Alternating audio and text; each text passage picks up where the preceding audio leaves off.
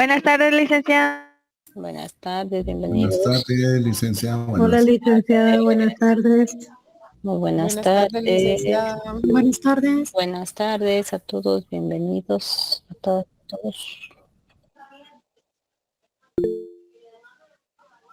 Hola Anderson, buenas tardes. Buenas tardes. Buenas tardes, Alex. Hola Wendy, buenas tardes.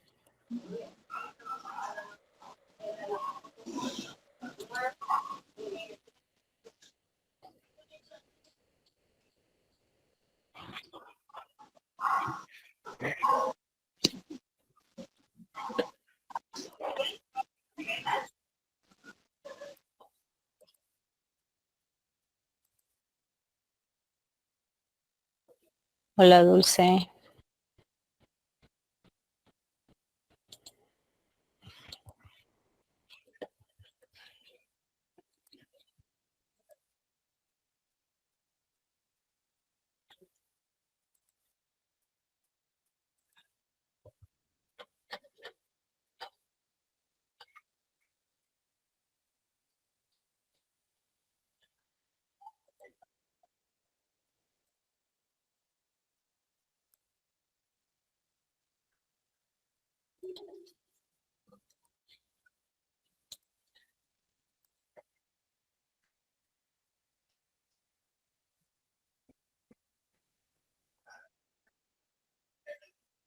Vamos a ver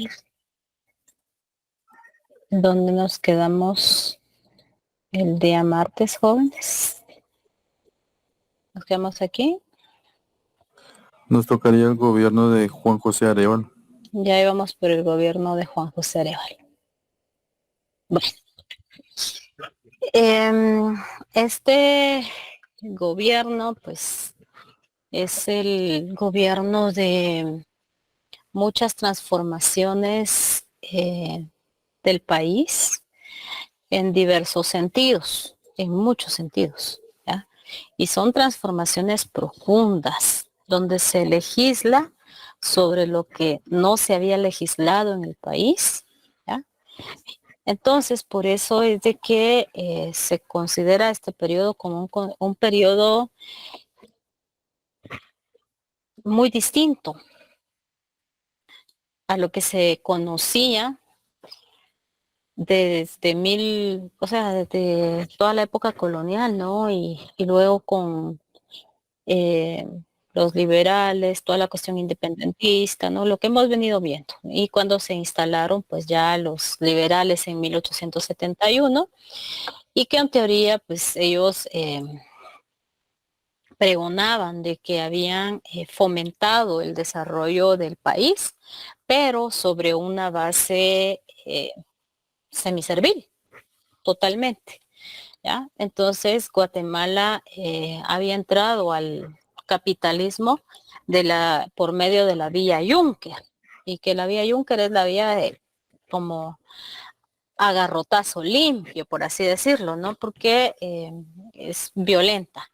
Entonces, el café, que era el principal producto de exportación, se recolectaba de una manera con una legislación semiservil. ¿Cómo se llamaba? La ley contra la vagancia, el reglamento de jornaleros, ¿no? Entonces toda esa situación pues hacía de que pues eran relaciones laborales muy, bueno, ni relaciones laborales, ¿no? Patronales, ¿no? Entonces, vamos a ver por qué estos periodos y cómo estos dos gobiernos de esa década se van complementando, ¿ya? Se complementan incluso con los proyectos que realizan, ¿ya? Que realizaron, ¿no? Entonces esos proyectos no se dan de manera aislada, sino que van muy de la mano. Bueno, entonces el gabinete de gobierno se formó de esta manera, ¿ya? Donde tenemos a Rodolfo Armengol, el destacado pues abogado y también diplomático Enrique Muñoz Meani, Jacobo Arbenz en el Ministerio de la Defensa, que fue clave para mantener a Arévalo en la presidencia debido a las más de 50 intentonas de golpe de Estado que sufrió. Manuel Galich al frente del Ministerio de Educación y un proyecto de educación bastante fuerte, ¿no? Que también fue clave y que marcó la diferencia. Domingo Bianchi en el, ¿cómo se llama?, de salud, ¿ya? Y en salud pues se concretaron proyectos bastante fundamentales, ¿no? Entonces, que incluso con sus bemoles existen hasta hoy en día, ¿ya? De la misma forma, con la cuestión de economía, vamos a ver qué se impulsó, ya agricultura y minería, los estudios que se hicieron con respecto al potencial que tenía Guatemala a la explotación de los recursos, porque es en ese momento donde se descubre que en el área del Petén hay petróleo, ¿ya? También en la cuestión de comunicaciones y obras públicas y su secretaría de obras públicas, ¿no? Que hoy en día sería caminos, ¿ya? Y el crédito de Hacienda y crédito público. Entonces, la mayoría de estos personajes pues eran personas muy calificadas para la ocupación de esos cargos, ¿ya? Entonces, pues lo hicieron y lo hicieron bastante bien, ¿ya? A la luz de las evidencias y de lo que trasciende el tiempo, porque varias de las distintas proyectos que se impulsaron tuvieron efectos no solamente durante esa década, sino que posteriormente, ¿ya? Que quisieron introducirle cambios y en efecto le introdujeron cambios, pues ahí hay muchas situaciones que es como de ir rescatando, ¿ya? Entonces, pues vamos a pasar sin más, a analizar este periodo, ¿ya? Que de 6 años, 1945, marzo 1951. Pues la base, o sea, lo principal era abrir ese espacio para sentar una base de desarrollo de un capitalismo, pero un capitalismo nacional, ¿ya? Ese es el punto clave acá. No es un capitalismo en donde se beneficiara al mercado internacional. Es cierto, darle cierta ganancia al mercado internacional, pero que la mayor ganancia quedara al Estado. O sea, estos gobiernos se caracterizaron por impulsar ese desarrollo capitalismo para el país, ¿ya? Ese era el punto clave, ¿ya? Que fueron tachados de comunistas, eso sí es indudable, ¿no? Pero ya luego de los distintos estudios y de analizar pues esos planes de gobierno, pues de comunismo no hay nada, sino que es un desarrollo capitalista, ¿no? Bueno, entonces pues había que hacer ese cambio, pero colocando el elemento del beneficio de la sociedad, ¿ya? Entonces, el cambio de gobierno, la entrega, se realizó en el Teatro Lux, ¿ya? ¿Y quién entregó el poder? Pues entregó el poder la Junta Revolucionaria de Gobierno, ¿ya? ¿Y por qué? Porque ya le habían dotado de toda esa institucionalidad para que pudiera gobernar, porque ese mismo día, el 15 de marzo, pues también entró en vigencia la Constitución de 1945. Recordémonos que la constituyente estuvo vigente de enero para marzo. El 12 de marzo publicaron ya la Constitución y entró en efecto inmediatamente, cuando tomó posesión el doctor Arevalo. Bueno, entonces, ¿qué se impulsa? ¿Por qué son grandes reformas y por qué es una constitución? Primero, en el país la situación de la salud pues casi no había sido una gran preocupación por parte del Estado. El Hospital San Juan de Dios comenzaba a funcionar desde el periodo conservador con Rafael Carrera, ¿ya? Y pues la atención de los pacientes pues no era la prioridad, ¿no? Entonces, si se quería fomentar un desarrollo del país, pues había que principiar por la salud de la población, ¿ya?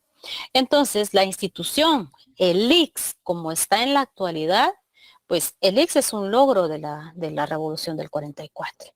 Entonces, es que hoy esté como esté, ya es otra situación. Pero los objetivos por los que fue creado, y la institución no es mala. Mala han sido las administraciones que han llegado a servirse de la institución, ¿ya? Entonces, para dotar de un seguro popular, ¿ya? Que era algo que se implementaba en la Argentina. Se hicieron estudios para analizar la potencialidad que había en el país de implementar ese seguro popular. Entonces se trajeron a profesionales en el ramo de la salud, de la administración en salud, ¿ya? Tanto de Argentina, de México, que ya tenía esa experiencia, ¿ya? Y hicieron los estudios, las capacitaciones y elaboraron el proyecto de el ICS, ¿ya? Entonces, el objetivo era de que esta institución se administrara por sí misma, ¿ya? Mediante una pequeña aportación que debía de hacer el trabajador, ¿ya? Y también el patrono y otra parte el Estado, ¿ya? Entonces, también para que se incluyera a toda, tanto a la población urbana y también del campo. ¿Por qué? Porque a raíz del derecho que se le había otorgado de resistencia y de la libre sindicalización, esta década fue una década de mucha ebullición política, sí, tanto alrededor de partidos políticos como también alrededor de sindicatos, ¿ya? En la ciudad y en el campo, en espacios en donde nunca había sucedido eso. Entonces, la población, o sea, los trabajadores de las fincas, ¿ya? Lucharon por ser incluidos en la protección que debía de brindar la institución, ¿ya? Entonces, no es que así se haya concebido, sino que se hicieron los estudios y ellos, mediante su organización, pues reclamaron esta situación. Entonces, los estudios empezaron en el 46 y el proyecto ya entró en vigencia en 1948, ¿ya? Entonces, ¿con qué empezó? Empezó con el programa de enfermedad común, ¿ya? Luego se le fueron adjuntando la cobertura por accidentes, luego la cobertura de maternidad, ¿ya? Y también la cuestión se contempló también los retiros, ¿ya? Entonces, pero este proyecto no va solo, este proyecto va de la mano con otro alcance fundamental. Vamos a ver de qué. ¿Cómo se organiza el ICS? Mediante una junta directiva, en donde hayan representantes del Ejecutivo, de la Junta Monetaria, el Colegio de Médicos, el sector patronal, la cuestión laboral y la universidad, ¿ya? Esa es la manera en que se concibió. Que hoy esté como esté, ya es otra situación, y ya ustedes como pacientes y algunos y los que contribuyen, ¿no? Porque ahora ya incluso en los trabajos, antes era obligatorio que todas las empresas tuvieran que brindar esa situación, ¿ya? Sino que ahora pues ya incluso es hasta opcional con la cuestión de las jornadas laborales, ¿no? Que es otra de las cosas que viene a continuación y que complementa al ICS. Entonces, este es pues el Código de Trabajo, ¿ya? El Código de Trabajo se convocó igual a también tanto a patronos como también a trabajadores de la costa sur y también de Izabal, o sea, para conocer cuáles eran las necesidades que tenían y sobre qué se tenía que legislar, ¿ya? Y implementar el proyecto, ¿no? Y plasmarlo ya en una ley laboral. Esto nunca antes se había, ¿cómo se llama? Se había tomado en cuenta, en consideración. ¿Por qué? Si ustedes se recuerdan en la época colonial eran los repartimientos, ¿ya? Las encomiendas. Durante el periodo de los tanto conservadores como también de los primeros liberales, los conservadores, se revivieron ese trabajo forzado. Y con los segundos liberales tenemos ¿cómo se llama aquel reglamento que se implementó con Barrios? A ver, ¿cómo se llama ese reglamento? En donde se obligaba a que trabajaran en las fincas cafetaleras.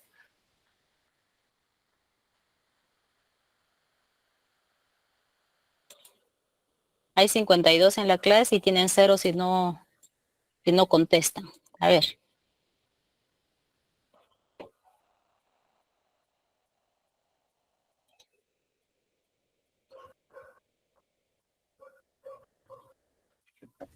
Era lo de la ley de los jornales, si no estoy mal. El reglamento de jornaleros. ¿Y cómo se llamaba el que obligaba a construir infraestructura física? Era la ley de... ya me olvidé, te le iba a decir yo. No, es la ley de... Deme un segundo, ahorita me recuerdo. A ver, hay más, hay 54 más. ¿Qué pasó? No han estudiado. De vagancia, perdón. No. No era la de la vagancia, la otra. Y eso fue posterior. Pero la que obligaba a construir infraestructura física. Pero a los presos. Infraestructura física y no era solo los presos, sino que era Ley de viabilidad. vialidad. Si me ponen viabilidad, les pongo 0. Miren, jóvenes, ustedes como futuros abogados tienen que comenzar a la cuestión de la memoria, porque eso es fundamental para ustedes. Y esa es legislación. Por eso el curso se llama Historia Jurídico-Social y yo hago énfasis en la legislación. ¿Eh? Entonces, vemos que en esas leyes era todo obligación, obligación, obligación. Aquí por primera vez se hablan de derechos laborales. ¿Ya? A ver, ¿qué derechos laborales establece el Código de Trabajo? A ver, ya eso ustedes lo saben de cabo a rabo. A ver, ¿cuáles son? Por ejemplo, las prestaciones y las vacaciones. Prestaciones, vacaciones, ¿qué más? Esa es una. A ver, ¿quién más?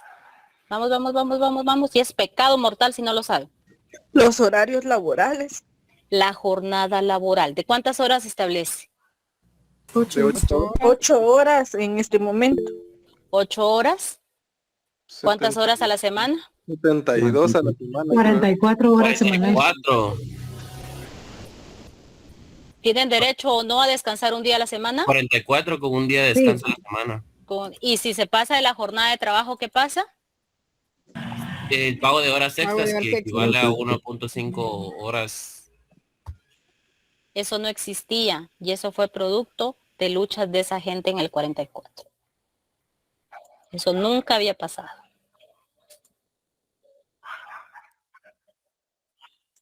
Entonces, por eso es de que esta temporada se le considera como un parteaguas en la, ¿cómo se llama? En la manera de gobernar, ¿no? ¿Por qué? Porque nunca se había legislado en favor de la gente. ¿Ya? Ahora sí. Y se creó todo lo que ustedes dicen, la indemnización y todo ese andamiaje que hoy se conoce, ¿ya? La inspección, el Ministerio de Trabajo, la Inspección de Trabajo, los tribunales de trabajo, ¿ya? Y se protegió contra los despidos, el derecho a huelga, el derecho a la sindicalización Y se recuerdan que las mujeres que trabajaban, pues si no, ¿cómo se llama? Si estaban embarazadas, las despedían. Acá no. Conjuntamente con el ICS se les otorgó la cuestión de la maternidad, ¿no? Y el derecho a, ¿cómo se llama? Antes de que nazca el niño. Pre y post. Pre y post. Prenatal. Ajá, y el derecho a la lactancia, ¿no? Ujú. Entonces, ¿cómo creen ustedes que cayó esta legislación a los que siempre solo se habían aprovechado? ¿Cuál fue la reacción? Como dice la expresión, les movieron el piso, ¿ah? Desprecio. Pusieron el grito en el cielo y los acusaron de comunistas. Y también la compañía bananera reaccionó de una manera muy fuerte, ¿ya? Tanto así que su embajador llegó a Guatemala a persuadir a Arévalo y amenazarlo para que no entrara en vigencia el Código de Trabajo y que si entraba en vigencia se le hicieran algunos cambios con las observaciones que ellos habían considerado pertinentes, ¿ya?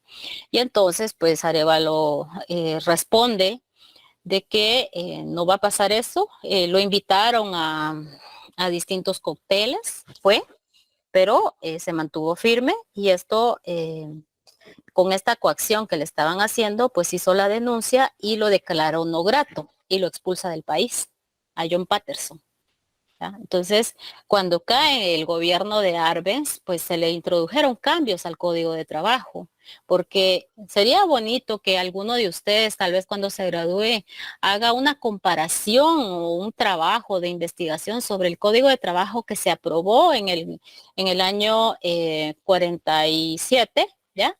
Y al que está vigente en la actualidad. ¿Qué cambios se le han introducido? ¿Ya?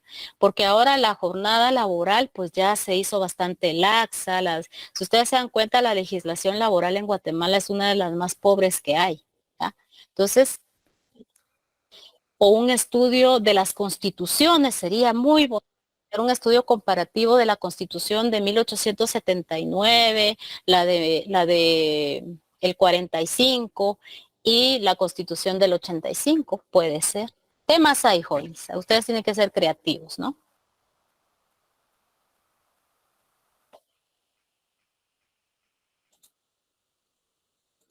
Solo les dejo las ideas. Bueno, entonces, pues esto fueron las primeras confrontaciones, ¿no? Arévalo, pues fueron más de 50 intentonas de golpe de Estado, ¿no? Entonces expulsa al embajador y luego pues ya nombran a otro que es un poco más demócrata, ¿ya? Pero después ya cuando llega al gobierno Arbenz, pues nombran a John Perifoy, que fue de lo peor que ha venido, ¿no? Pues han venido, hay tantos personajes. Entonces, dentro de los cambios que ofrecían, pues era pues no otorgar que la legislación guatemalteca no entrara en vigencia en el enclave bananero, pero Guatemala dice no, tiene que ser la legislación. Están en nuestro país y van a acatar las órdenes del país, ¿ya? Entonces, estas fueron como esos primeros choques.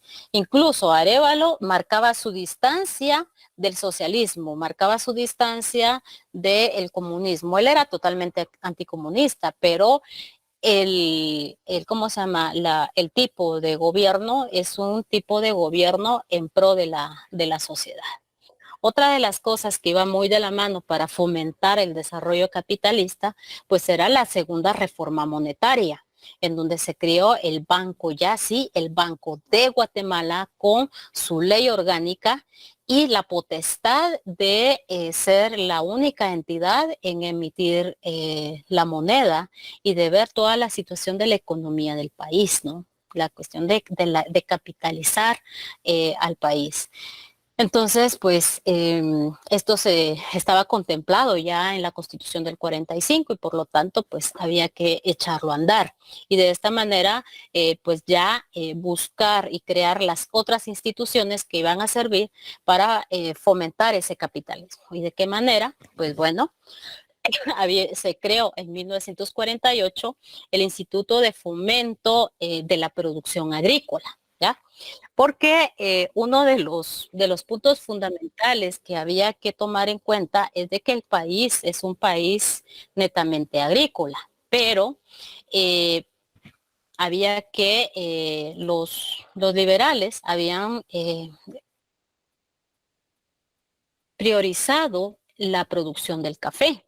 En cambio acá decía, sí es cierto, es importante la producción del café, pero se deben de complementar con otros productos, ¿ya? Como el algodón, ¿ya? Entonces, y introducir otros más, hacer un poco más efectiva la producción de la tierra, ¿no? Y también capacitar a los productores, ¿ya? Mediante el ofrecimiento, mediante el otorgamiento de un crédito rural. Y por eso se creó el Infop.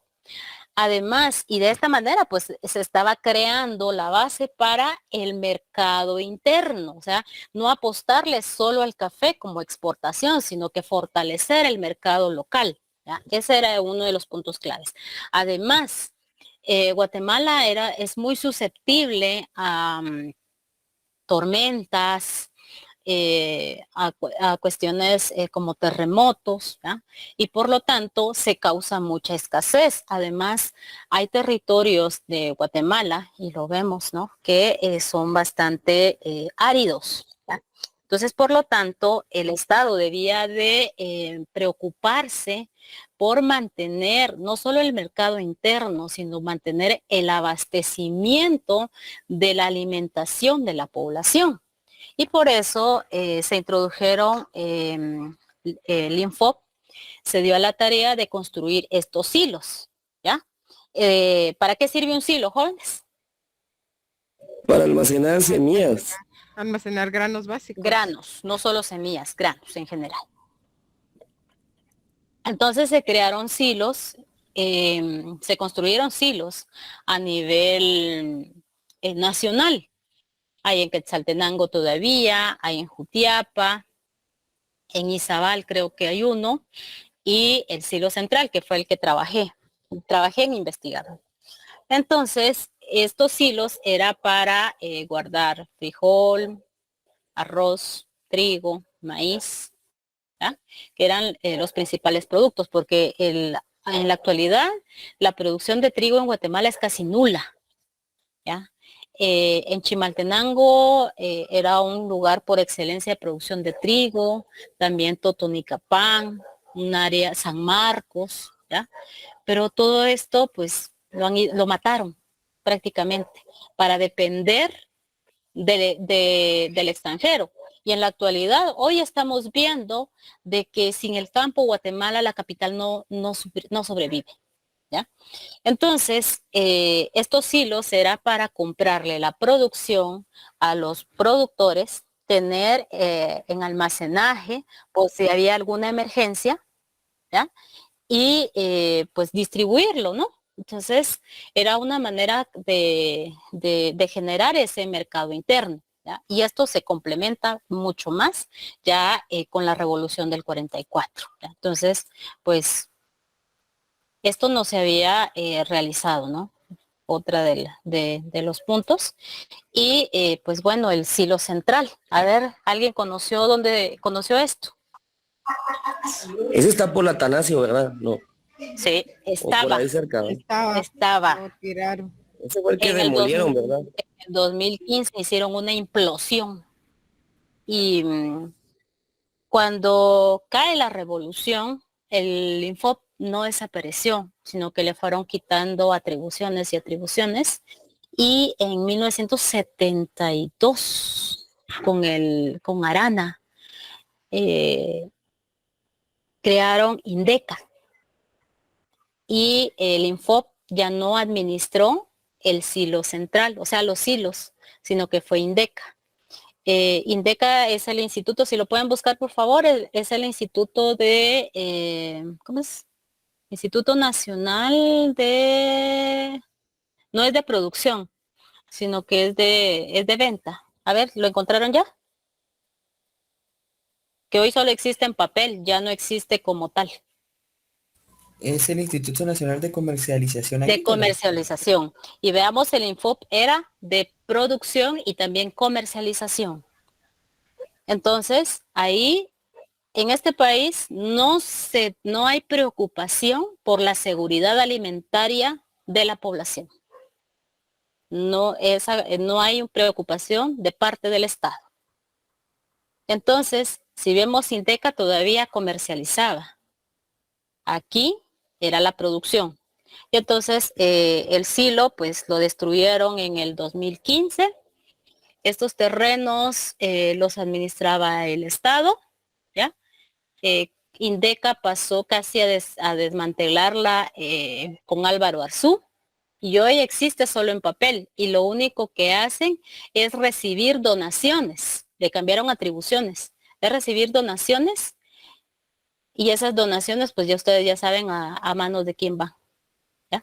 Y pues el silo central se hizo una implosión, porque si era explosión, vemos que está rodeada de colonias, ¿ya? Sino que la implosión es hacia adentro. Y pues bueno, hoy hay un fabuloso centro comercial que se llama Plaza Madero. Y ese estaba construido en las afueras de ese entonces de la ciudad de Guatemala, en el camino viejo a Petapa, ¿ya? Hacia el pueblo de Petapa, que era Está en Plaza Madero. Es que cuando yo me vine a vivir aquí a la Atanasio, bueno, San Miguel Petapa, nunca pasé por ese lado, pero ese era el yo me camino vine viejo. qué interesante. Uh-huh. Bueno, de eso sí les puedo hablar un poquito porque hice un poco de investigación acerca de esto. Ese edificio era bien imponente, se miraba a la distancia, era interesante verlo. Era lo alto, y eso era lo que me llamó la atención porque de niña siempre lo veía. Y entonces, tan de repente veo, ¿y qué pasó con el silo, no? Entonces ya estaba volteado. Entonces eso me choqueó, y comencé pues a documentar y encontré mucha información, y esto me llevó a investigar el Infop. También Eso cómo no. caen los hilos, es triste ver cómo botan esa imagen. Yo me acuerdo de mi niñez también que vi cómo botaban los hilos, porque lo hicieron casi que público algunas cosas.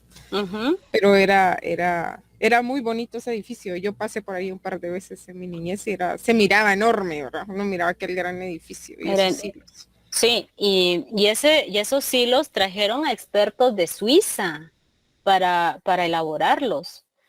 Y también vino un experto argentino, ¿cómo se llama? Y la maquinaria que se le instaló, o sea, era muy, aparte de imponente, también la tecnología que trajeron para el momento. Ingresaba el ferrocarril, que era el que transportaba tanto el del norte como el ferrocarril del sur, más que todo el del sur, el que traía los granos y cómo se almacenaba. Entonces, sí era bastante. Entonces documenté la parte de la destrucción, y por medio de periódicos, de historias de vida, pude ir entendiendo la dinámica, ¿no? Y los hilos eran funcionales todavía, que era la parte más triste, porque no tenían daño alguno. Eran bien funcionales. Sí. Y quién autoriza, quién otorgó la licencia municipal, estaba yo en ese momento al frente de la municipalidad, Álvaro Arzú. ¿Y quién administra esos centros comerciales? Todo nos lleva a esa familia. Pues bueno, sigamos pues. Parte fundamental de cómo se impulsó la modernización capitalista, ¿no?, guatemalteca, pues estaba la reforma monetaria, o sea, por eso les digo, todo va de la mano. En el 46 se hizo un censo industrial que develó, ese censo revela lo triste que del desarrollo que había tenido Guatemala con los liberales. muy pocas fábricas, muy pocas, ¿cómo se llama?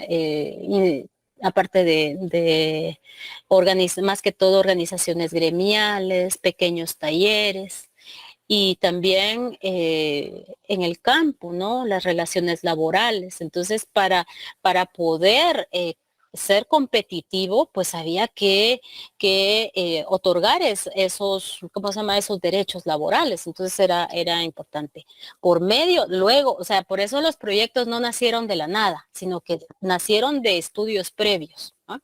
Entonces, el levantamiento de ese censo dio como resultado la ley de fomento industrial, ¿ya?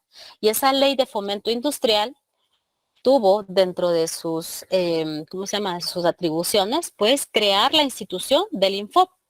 Y el Infop fue muy importante al momento en que mismo Arévalo solicita al entonces, bueno, era el antecedente del Banco Interamericano de Desarrollo, que todavía no era el Banco Interamericano de Desarrollo, se me va ahorita el nombre porque ya tengo unos 2 añitos de que no he leído ese artículo. Que venga una comisión de ese banco a hacer un estudio a Guatemala para que evalúe el potencial que Guatemala pueda tener y que evalúe cuáles son las condiciones, porque ya se había levantado el censo y la ley de fomento industrial. Entonces, conjuntamente con el Infop vino una comisión de varios expertos a nivel internacional que hicieron una serie de observaciones. Y primero, el primer problema es el problema de la tierra. La concentración de la tierra, del 90% de la tierra cultivable en pocas manos y incluso pude revisar ese informe, ¿no? Del enclave bananero. Otra de las cosas es la poca inversión en infraestructura vial. No hay infraestructura marítima, o sea, los puertos, y los puertos que están en manos concesionadas. Entonces, por lo tanto, el Estado tiene que fomentar la construcción de infraestructura física, tanto en carreteras como también en puertos. Y hicieron varias recomendaciones. En base a ese informe que emitió esa comisión, Arbenz toma el anteproyecto porque Arévalo solicitó ese estudio en 1950. Vinieron en el 49, perdón. La comisión trabajó entre mediados del 49 y el 50. Entregó el informe y esa fue la base para que Arbenz planteara el plan de gobierno. Entonces, por eso, y estos dos gobiernos se complementan, o sea, no los podemos analizar de manera separada, ¿ya? Entonces, eso es. Y dio como resultado, pues, la ley de arrendamiento forzoso. ¿Por qué? Porque debían pues obligó y casi no mucho se permitió, ¿ya? Pero la ley establecía de que los terratenientes otorgaran tierras en arrendamiento con el Estado como mediador, ¿ya? Al agricultor, ¿ya? Entonces, de esta manera, pues había que ir mejorando, ¿no? Entonces, esto es otro punto de enfrentamiento, porque desde 1876, que se había emitido el decreto 170 de la redefinición de los censos, la tierra no había sido tocada. Y aquí por primera vez no era ni siquiera expropiada, solo era arrendada. Pues bueno, también aquí la Asociación de Agricultores, la famosa AGA, que es el antecedente del CACIF, pues puchica, brincaron. Y en los periódicos están los reclamos, ¿no? Y por eso es interesante revisar los periódicos viejos, bueno, son mis amigos. Entonces, esto pues, tanto en el enclave como acá, pues van siendo como los puntos de choque, ¿ya? Bueno, en la situación de la educación, Arévalo, pues sabemos que era un pedagogo, filósofo, ¿ya? y también escritor, un intelectual. Entonces, impulsa mediante el Ministerio de Educación, y estaba al frente el que había sido pues secretario general de la Asociación del Derecho, Manuel Galich, un plan integral de educación, y que había establecido la creación de el Comité de Alfabetización Nacional, el famoso CONALFA, que hoy quieren desaparecer, para alfabetizar a adultos que así lo desearan en el campo como también en la ciudad, ¿ya? Entonces, y de esta manera pues extender un poco la educación. En el caso de las escuelas normales, tanto en el Instituto Inca, el Belén, el Central para Varones, ya todas estas escuelas, pues se creó la carrera del magisterio, esa carrera que desapareció con Otto Pérez Molina cuando impusieron una reforma educativa, ¿ya? Entonces, y se creó para los profesores rurales, ¿ya? Por primera vez se ve hacia el campo, extender la educación y formar a los profesores que conocían en sus comunidades las necesidades educativas. Se les señala de que es, ¿cómo se llama? Una educación en castellano, sí, pero es un proyecto que estaba en su inicio, ¿no?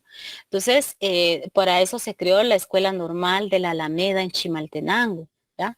Y vemos que, pues, ahora la educación, pues, los maestros ahora tienen que entrar ¿cómo se llama? A la universidad, ¿ya? Uno.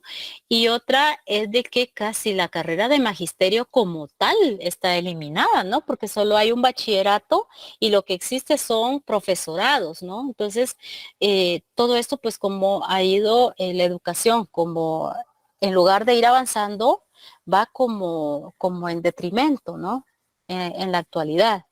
Entonces, esto con el fin de ir mejorando para la temporalidad, ¿no?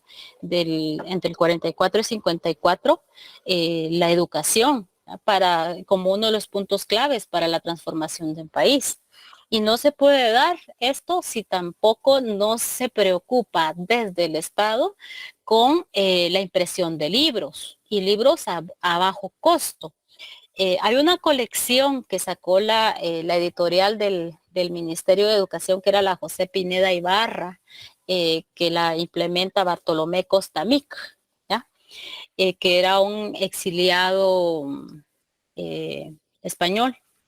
Entonces, esta editorial sacó una colección de libros de bolsillo, y la colección se llamaba Colección 20 de Octubre. Y son varios libros, y pues, y valían los precios, 5 centavos, 10 centavos, ¿ya? Y se imprimieron clásicos, ¿no? Entonces, ¿para qué?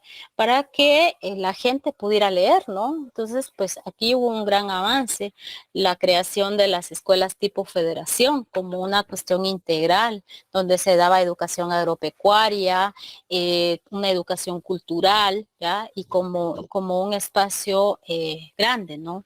Pues gracias a esas escuelas, con todas las precariedades y la falta de inversión que hay con los gobiernos en educación, pues no, pues ahí siguen, ahí están.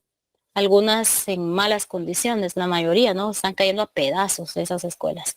El magisterio se aglutinó alrededor del sindicato del magisterio, que dirigió Víctor Manuel Gutiérrez. Hay un mundo abismal entre Víctor Manuel Gutiérrez y el actual dirigente, que solo pacta con cada gobierno de turno, ¿no?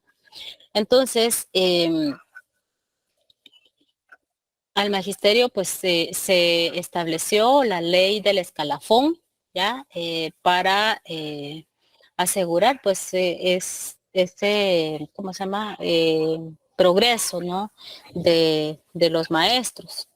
Que pues esa ley pues ya va como como desintegrándola. Dentro de la universidad, pues también se dejaron sentir los cambios, ¿no? Con la creación de la Facultad de Humanidades.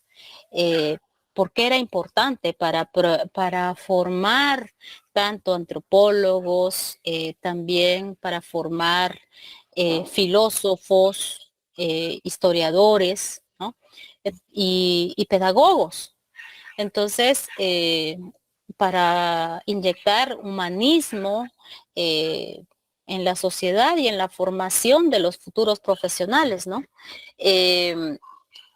Esta facultad pues entró en vigencia, la creación en 1945 y entró a funcionar en el 46. Para organizarla pues vinieron muchos pedagogos y gente profesionales de diversos países, tanto de Argentina como también de España, de México, y fue la etapa de oro de la Facultad de Humanidades, ¿ya? Fue la que tuvo más empuje.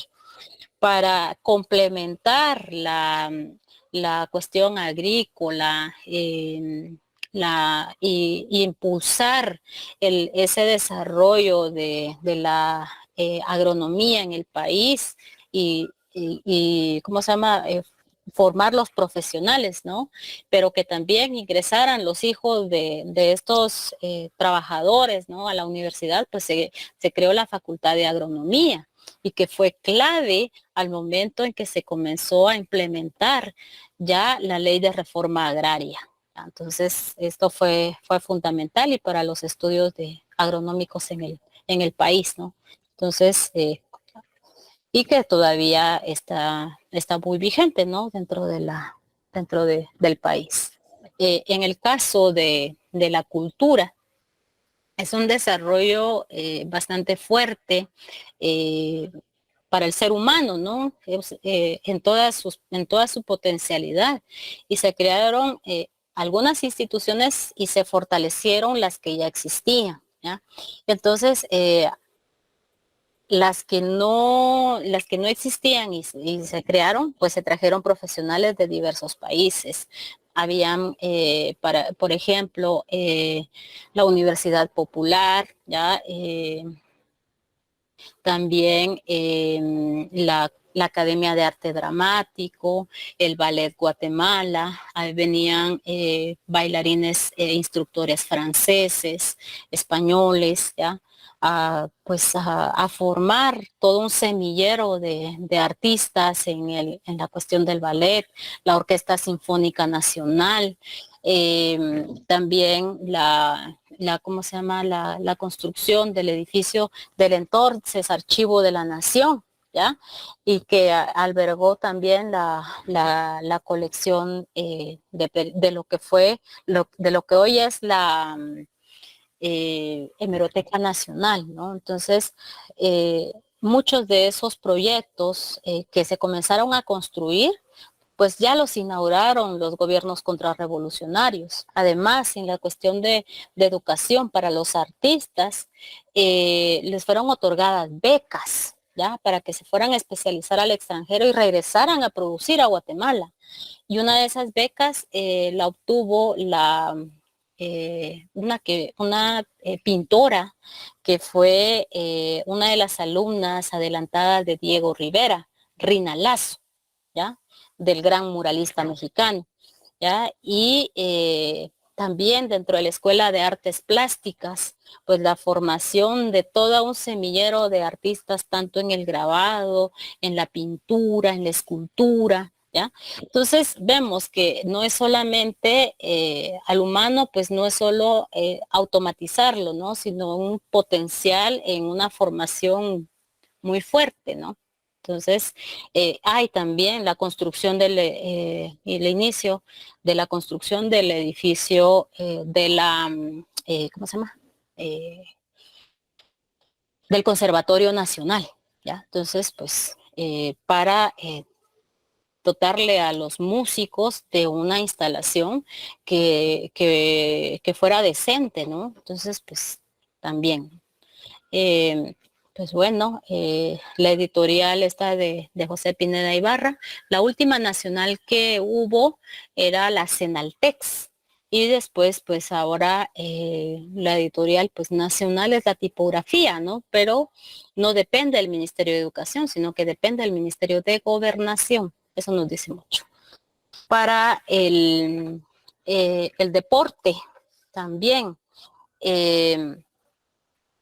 Guatemala en el año 46 47, solicitó en Colombia la sede de los sextos Juegos Centroamericanos y del Caribe.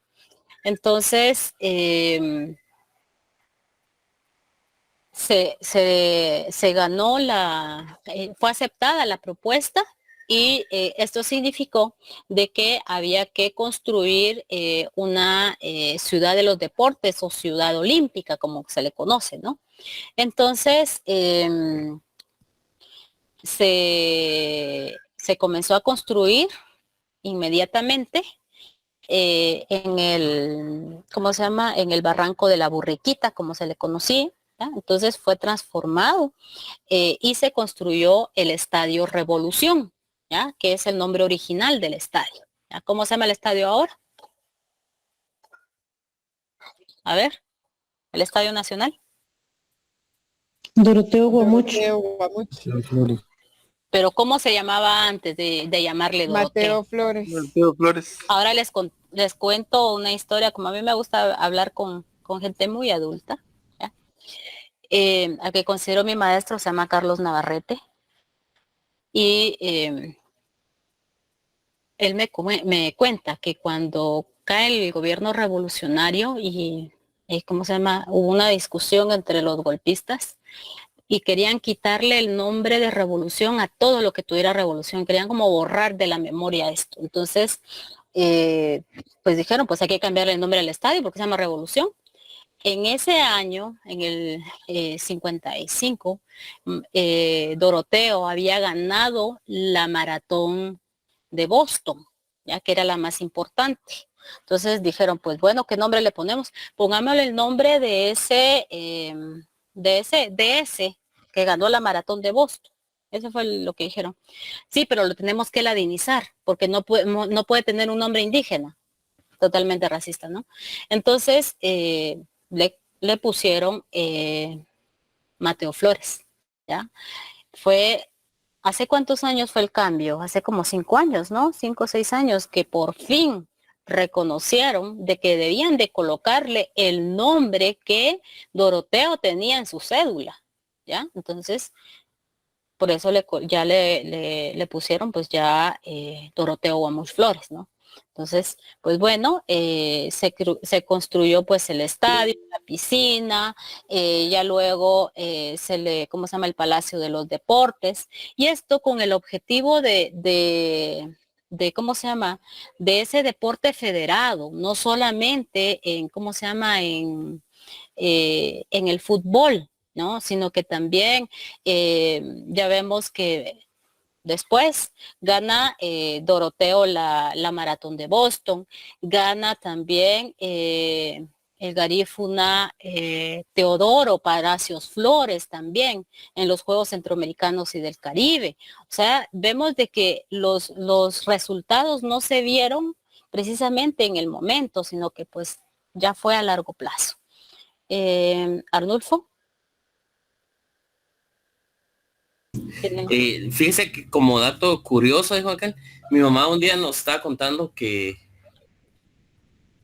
Doroteo Guamuch Flores fue su padrino cuando ella hizo su primera comunión.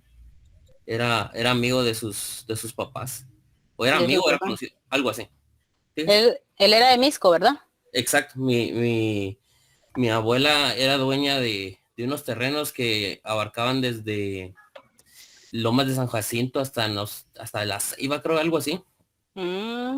Y por eso, pues, bien ahí en Misco, y pues obviamente como era menos, era más pequeña la población, pues mucha gente se conocía. Y, sí, pues, sí.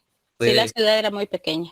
Fue el padrino de mi tía, de mi mamá y de creo que sus hermanos también, algo así. Sí. Ah, muy buen dato, qué bien. Bueno, entonces ahí está. ¿Alguien más? Ángel. El estadio de la universidad, licenciada, todavía sí tiene ese nombre, ¿verdad? No sé si todavía se le conoce con ese nombre. Sí, sí, sí. El estadio de la UCI, pero ese ya es posterior. Incluso también la ciudad universitaria comienza a construirse acá, en el 49. Entonces, como les digo, la universidad le debe mucho y como la conocemos a la revolución. No podemos entender la universidad como hoy a la revolución y ya vemos todos los bemoles que tiene. Bueno, ahí está. Bueno, hacia la confrontación ya. Problemas. Para marcar distancia, Arévalo ¿cómo se llama? Del comunismo, pues él denomina su filosofía de gobierno como el socialismo espiritual, ¿ya? Los autores que han analizado posteriormente lo han denominado como el arevalismo, ¿ya? Y esto él como filósofo lo argumentaba muy bien, ¿ya? Decía que el desarrollo del humano debía de procurarse por sobre todas las cosas, un desarrollo social, pero dentro de un marco de la legalidad, dentro de un marco que tenga sus límites, ¿ya? Y por eso le denomina socialismo espiritual, ¿ya? Entonces, esto para no despertar el recelo de los Estados Unidos. Sin embargo, Piero Gleijeses, ¿cómo se llama la separata que ustedes están leyendo? Bueno, no más que todo en la fruta amarga y en la esperanza rota es la cuestión. Gleijeses revela que desde el momento en que asumió la presidencia, comenzaron a analizar a Arévalo, ¿ya? Desde la CIA. Desde la agencia de inteligencia de ese momento. Y posteriormente, pues, de la misma manera, pues, comenzaron a investigar posteriormente armas. ¿Ya? Entonces, ¿para qué? Para ver de qué manera podían persuadirlos y traerlos hacia su arena política. ¿Ya? Entonces, por eso Arévalo como marca esa distancia ¿cómo se llama? Del comunismo, ¿no? Y como en ese momento, bueno, desde el mismo día de la revolución y con la emisión de los distintos decretos que hizo la Junta Revolucionaria, otorgó el derecho a la libre asociación, ¿no? Y a la rebeldía. Entonces, había mucho interés de la gente de militar, tanto en la política como en la cuestión sindical. Se registraron muchas huelgas, ¿ya? Que posteriormente pues se plasmaron en beneficios, ¿no? Entonces se formaron asociaciones gremiales, sindicatos en las fincas intervenidas, o sea, las fincas nacionales, como también en diversos espacios, ¿no? Tanto en la ciudad. Entonces, había mucha efervescencia de participación. Entonces, los más grandes era la Federación Sindical de Guatemala y la otra que posteriormente se transformó en la Confederación de Trabajadores de Guatemala, ¿ya? Que comenzó a aglutinarlos.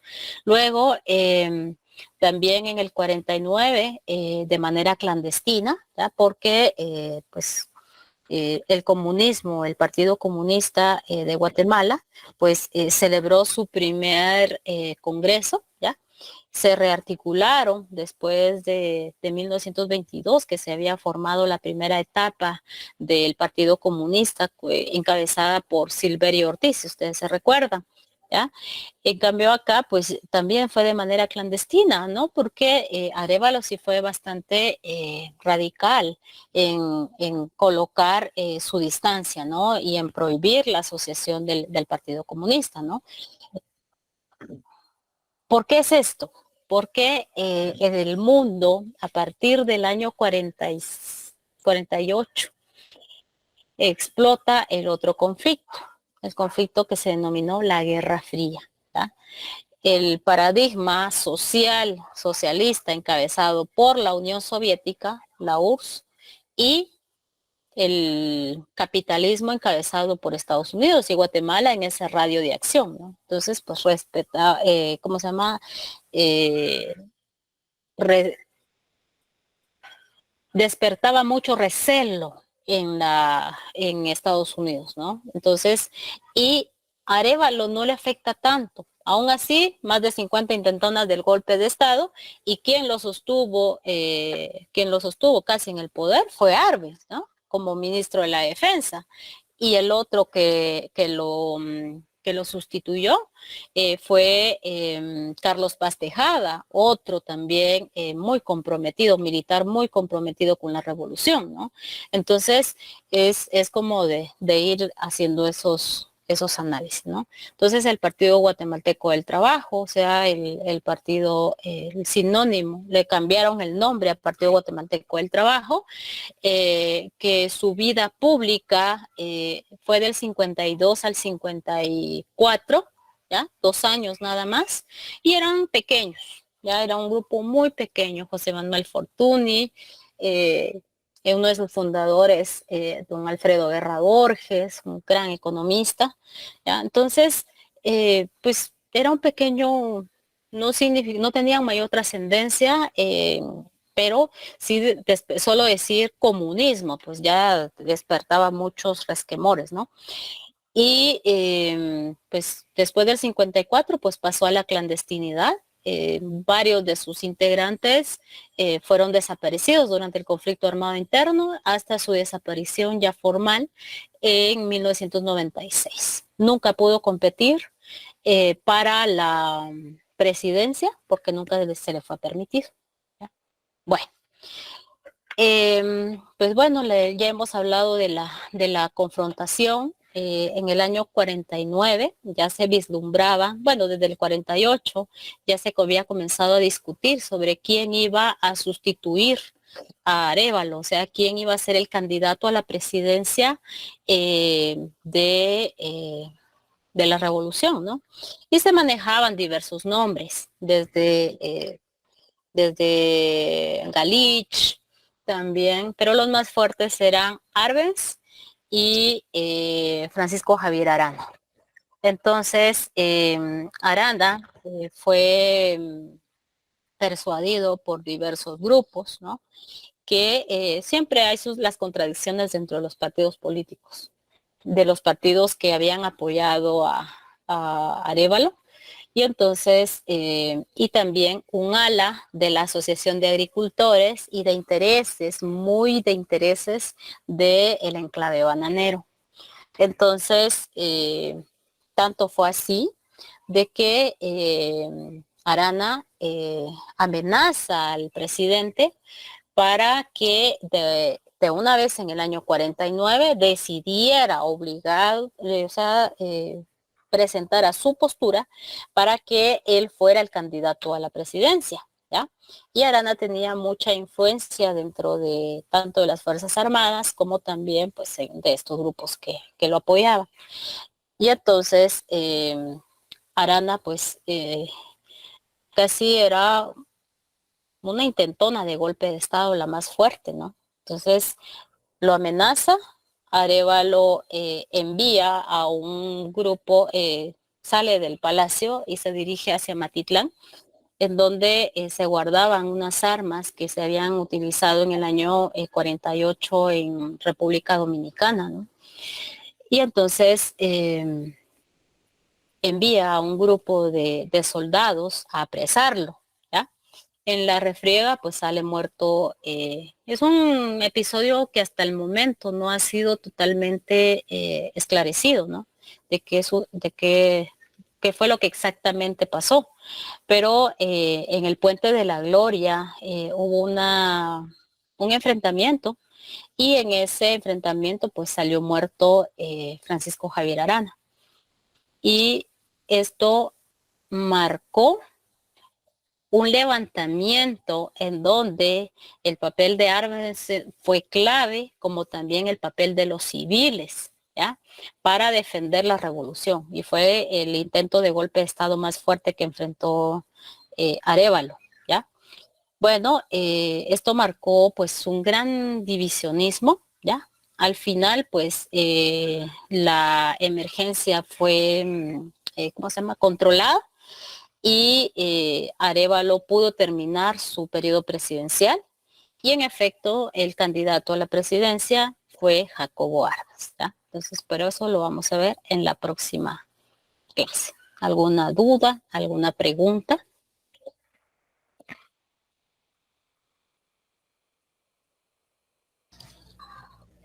Licenciada, yo me acuerdo, no sé si en los hilos de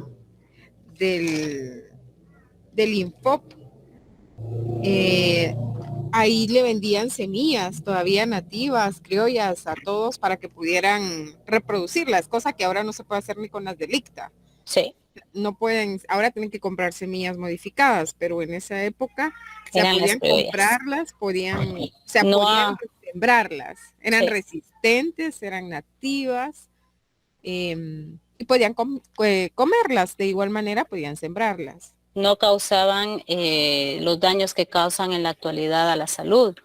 Es en los años 70 cuando ya la cuestión de esa famosa revolución verde, en donde se introdujeron ya esas semillas mejoradas en laboratorio. De Cristian Burkas. Exactamente. Que todavía aún persiste aún dentro del campo, aún se encuentran y son, pues es Monsanto a la larga, ¿verdad? Por eso la famosa ley Monsanto que quieren meter a puro chaleco en estos días y hay que estar como muy alertas, ¿no? Porque pues ya es la esterilización de las semillas y hacer más dependiente a la agricultura de esas semillas de los fertilizantes. Aquí comenzó a utilizarse fertilizantes, pero en sí, esa famosa revolución verde fue en los años 70. ¿Ya? Acá todavía las semillas mejoradas pues no eran introducidas, todavía no. Sí, es que yo me acuerdo que tenía un familiar y iba a comprar ahí semillas. Tenía un familiar, creo yo, no me acuerdo, estaba muy pequeña, y iba a comprar semillas ahí. Vendían semillas y vendían, ¿cómo se llama? Y le vendían al consumidor. Y a un precio justo. Muy justo. Y era para fomentar el mercado, ¿no?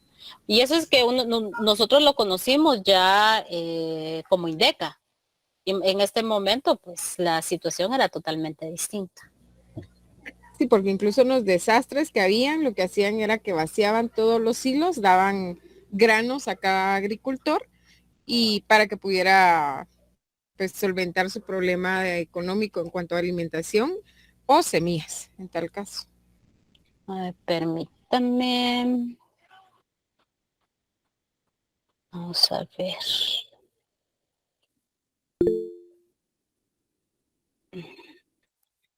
Ahorita voy.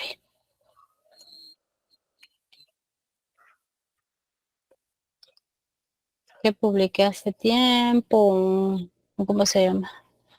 Un artículo sobre el silo central.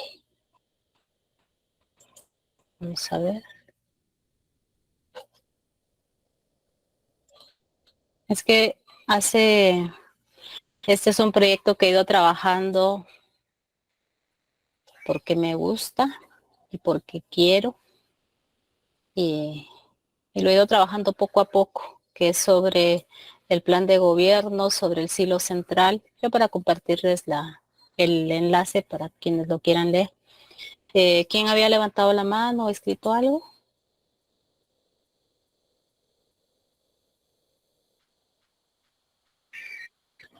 No diré cuál es mi cantante favorito, pero...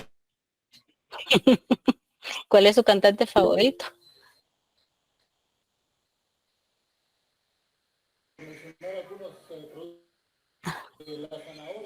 Están viendo TikTok.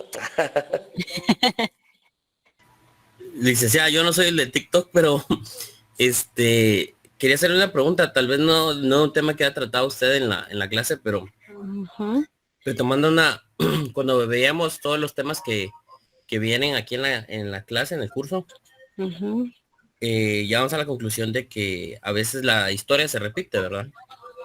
Y en esta época de la historia, estamos hablando de la primavera guatemalteca, ¿verdad? Usted con el conocimiento que tiene de la historia y en el contexto en el que vivimos a día de hoy, ¿realmente cree que pueda volver a darse una primavera así? ¿O lo vemos? En las mismas condiciones, no. Pero sí cambios profundos pueden, porque estamos asistiendo a lo que ustedes están, lo que estamos viviendo en la actualidad.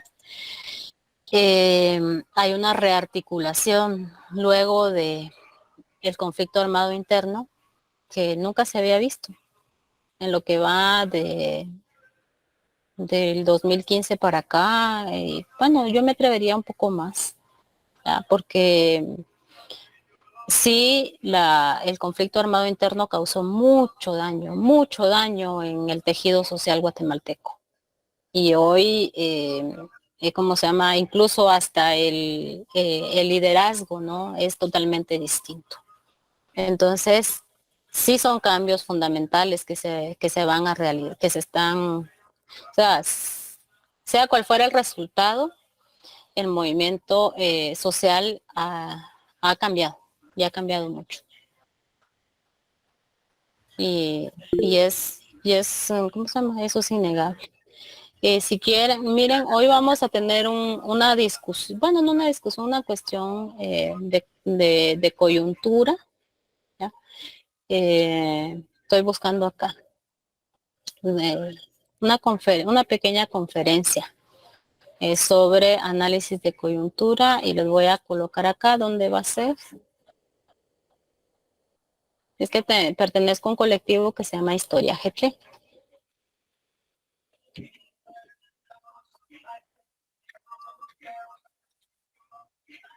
Entonces, precisamente vamos a platicar un poco acerca de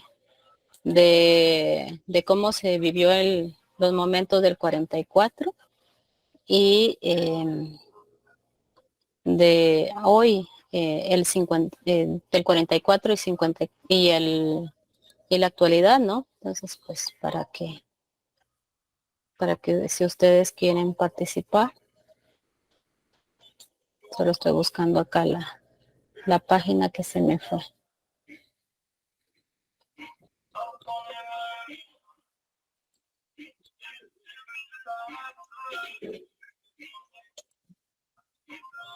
Y sí, la historia es cíclica, pero no es totalmente igual, ¿no? A como son otros protagonistas, es otra coyuntura, otras necesidades, pero sí hay elementos que nos ayudan a comprender. Es miren, por si quieren, ahí está el grupo de Facebook. Ángel. Sí, licenciada, gracias. Fíjese que yo solo tenía una pequeña duda. No sé si tal vez me estoy adelantando, pero me surge la duda. Por ejemplo, en lo que usted mencionaba que Arévalo tuvo varios intentos de golpe de Estado. Según yo tengo entendido, en el gobierno de Jacobo Arbenz hubo derramamiento de sangre porque los Estados Unidos atacaron a la población, ¿verdad? Hasta el punto de acorralarlo, ¿verdad? Verlo acorralado y que renunciara, pero en el gobierno de Arévalo, o sea, del doctor Juan José Arévalo, ¿se dio esto, licenciada, algún enfrentamiento violento? En el 49, por eso le digo que no de tanta, ¿cómo se llama? Tan fuerte como lo enfrentó Arbenz, pero sí, el levantamiento del 49 se tuvieron que volver a armar sociedad civil, dentro de ellos estudiantes, profesionales y el ejército. Y si Arévalo terminó su periodo presidencial, fue porque tenía como ministro de Defensa a Arbenz. Si no, no termina. Si el golpe de Estado se hubiera dado. Ítalo. Fíjese que yo había leído también, pero usted sabe que a veces lo que uno lee en el internet a veces no siempre es del todo cierto, ¿verdad? De que, por ejemplo, había habido una donación de armas, no me recuerdo de qué país, que habían donado un cargamento de armas. Entonces, cuando se levantaron en contra de Federico Ponce, que dice que ellos agarraron una gran parte de armas y las otras armas las mandaron incompletas para donde se tenían que distribuir. Algo así había escuchado, no sé si estoy en lo correcto. Fíjese que de eso Estados Unidos en el 43 había donado, sí, yo digo que era donación, las armas para Ubico. Y fueron esas armas, según la información que yo tengo, fueron armas que se usaron en el 44, ¿ya? Y estas se usaron para la revolución y eran desde rifles como también tanques. Sí, porque dice que tomaron la base militar y todo. Entonces, Sí, que a raíz de eso fue que... sí, por eso, sí, más o en menos. sí, esto fue, vamos a ver, esto fue en el proceso armado. Luego también se formó una Liga del Caribe, ¿ya? Que tenía como objetivo derrocar a un presidente y ese sí fue un error que se cometió también por parte, pero eso ya fue posterior, yo creo que fue con Arévalo, ¿ya? Entonces, estas había, y eran las armas a las que iba a ir a recoger Arana en el 49 al Morlón, ¿ya? Entonces, vamos a ver, estas armas fueron parte de estas tanques, ¿ya? Y estos cañones, ¿ya? Entonces, pero estas armas sí fueron recolectadas. En el 49, de esas sí no tengo imágenes, pero sí entregaron, no fueron cañones ni fue así de tal envergadura, pero sí se armaron nuevamente sociedad civil y también una parte del ejército que apoyó a Arbenz y otra parte pues era la que apoyaba a Arana. Y la Liga del Caribe, pues estas eran otras armas que se compartían Guatemala, Costa Rica y no me recuerdo qué otro país era. Pero eso ya es en el 49. Arnulfo. Solo como comentario, ahorita ya me metí al grupo de Facebook y todo. Y no sé si recordará que yo le comentaba que todos estos temas ya los había medio visto en los básicos, porque un profesor nos había mencionado eso. Pues estaba viendo que es administrador del grupo de Historia GT. ¿Quién es su profesor? Se llama Julio, no acuerdo si se llama Julio David. Julio Menchú. Sí. Sí, él es mi amigo. Somos amigos de hace muchos años. Pues él fue mi profesor en los básicos y pues todavía medio me recuerdo de las cosas que nos enseñó. Le voy a recordar entonces. Sí. Pues bueno, ahí. está bien. Bueno, forma parte del colectivo. Entonces, si pueden participar, pues empezamos a las 7:30 y va a ser un conversatorio ahí. Pues bueno, jóvenes, que tengan muy buena noche, mucho éxito en su examen y pues bueno, hay que estar atentos a todo lo que sucede, ¿no? Entonces, feliz noche y nos vemos el próximo día. Buenas noches, Buenas noches. Feliz noche, licenciada. Feliz noche. Buenas noches.